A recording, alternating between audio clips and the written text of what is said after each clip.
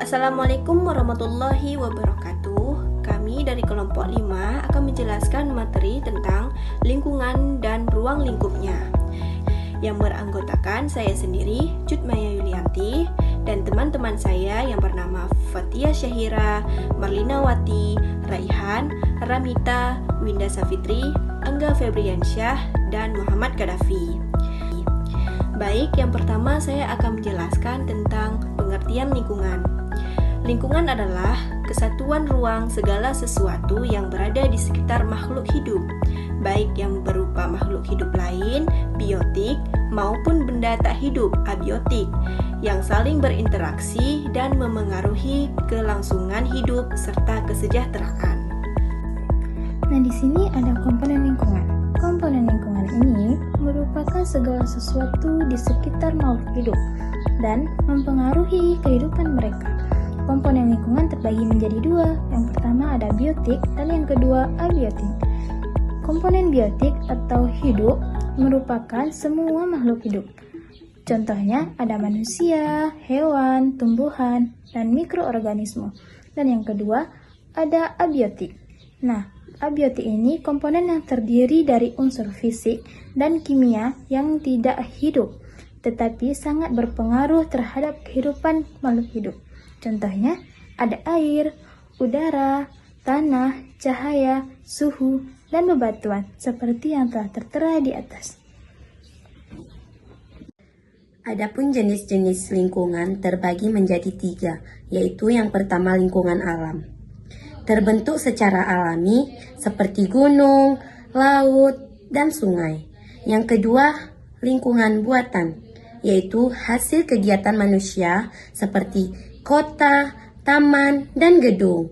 Dan yang terakhir adalah lingkungan sosial, yaitu interaksi antar individu dan kelompok manusia. Ruang lingkup lingkungan. Lingkungan fisik ada udara, tanah, air, dan cahaya. Lingkungan biologis ada tumbuhan, hewan, dan manusia.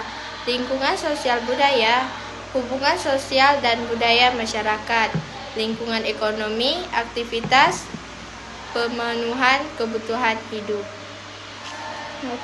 Hubungan manusia dengan lingkungan adalah interaksi timbal balik antara manusia dan alam sekitarnya, di mana manusia memanfaatkan lingkungan untuk memenuhi kebutuhan hidupnya seperti air, tanah, udara, tumbuhan, dan hewan. Lingkungan dipengaruhi oleh aktivitas manusia, misalnya pembangunan, pertanian, dan industri yang dapat membawa dampak positif dan atau negatif. Oleh karena itu, manusia harus menjaga keseimbangan agar pemanfaatan lingkungan tidak menimbulkan kerusakan dan tetap berkelanjutan bagi generasi berikutnya. Hubungan manusia dengan lingkungan adalah saling mempengaruhi dan harus dijaga agar tetap seimbang demi kelestarian hidup. Baiklah, di sini saya akan menjelaskan tentang permasalahan lingkungan.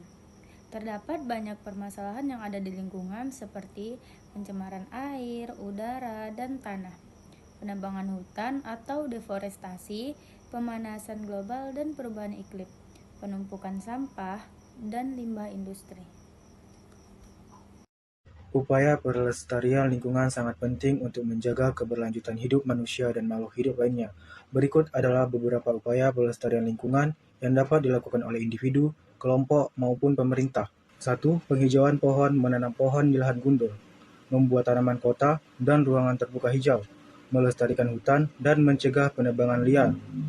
2. Pengelolaan sampah yang baik, menerapkan prinsip mengurangi penggunaan plastik sekali pakai, mengelola limbah berbahaya dengan benar. 3. Pelestarian sumber daya air, menghemat penggunaan air, mencegah pencemaran sungai, danau, dan laut, mengelola limbah rumah tangga dan industri agar tidak mencemari air. 4. Pendidikan dan kesadaran lingkungan, mengajarkan pentingnya pelestarian lingkungan sejak usia dini, melakukan kampanye dan sosialisasi, mendorong komunitas untuk aktif menjaga lingkungan.